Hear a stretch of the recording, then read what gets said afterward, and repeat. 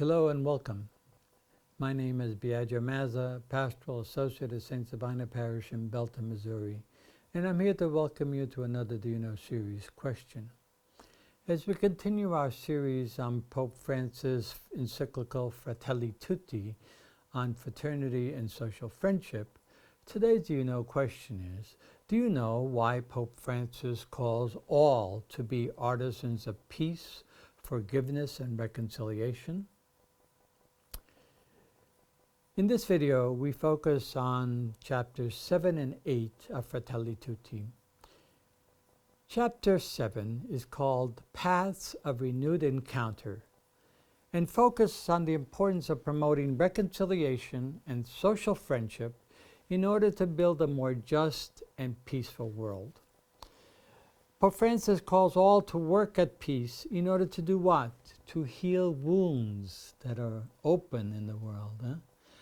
A more just and peaceful world requires peace.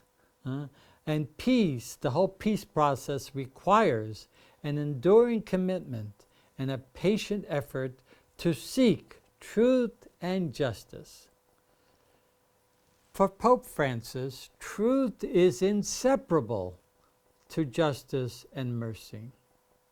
All three are needed for building peace and breaking down the cycle of violence. The art of peace involves everyone treating others, even our enemies, as members of God's family, deserving of dignity and respect. So much so that Pope Paul VI phrase, if you want peace, we must work for justice. Peace is that timeless commitment to recognize, protect, and restore the dignity of all, most especially of the poor and the least.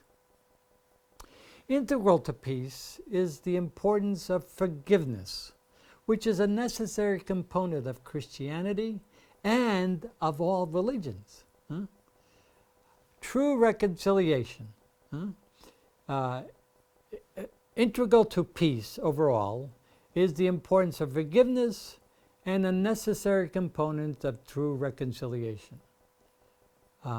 Forgiveness does not mean forgetting or condoning injustices. Forgiveness involves acknowledging the wrong that was done and at the same time choosing to let go of vengeance. All must strive to overcome the obstacles of reconciliation, which are pride, vengeance, and lack of empathy. Authentic reconciliation demands dialogue and open, honest, and patient negotiation.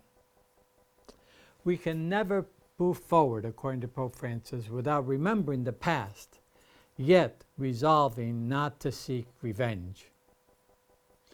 For revenge solves nothing, according to Pope Francis.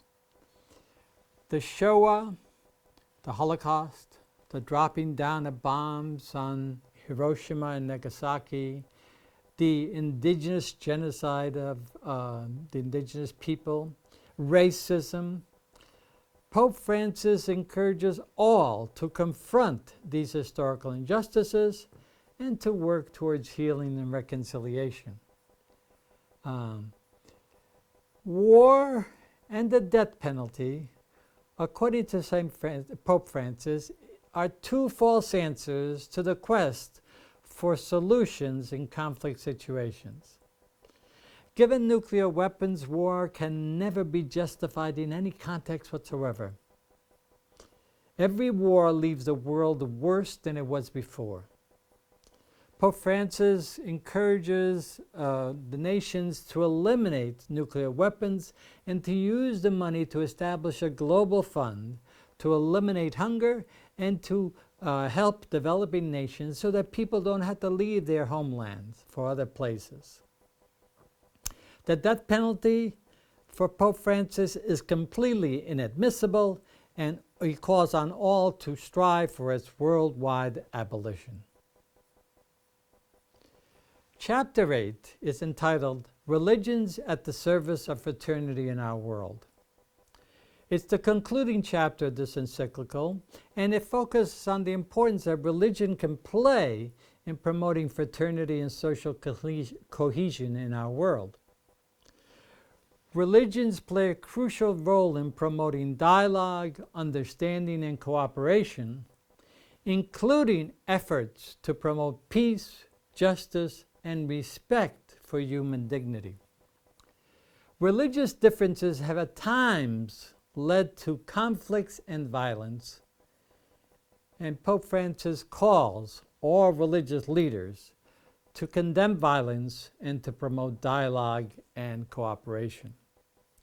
He calls all religious leaders to become artisans of peace, to unite and not divide, to extinguish hatred and not hold on to it, and to open paths of dialogue and not build walls. So religions play an important part in shaping the public discourse and in promoting ethical principles in politics. So overall, therefore, he concludes the chapter by saying that religions have a great potential to promote fraternal friendship, fraternity, while at the same time acknowledging the challenges and complexities of working towards that task.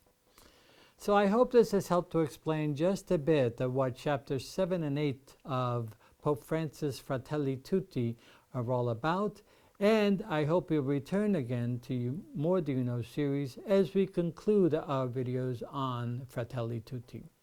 Thank you very much.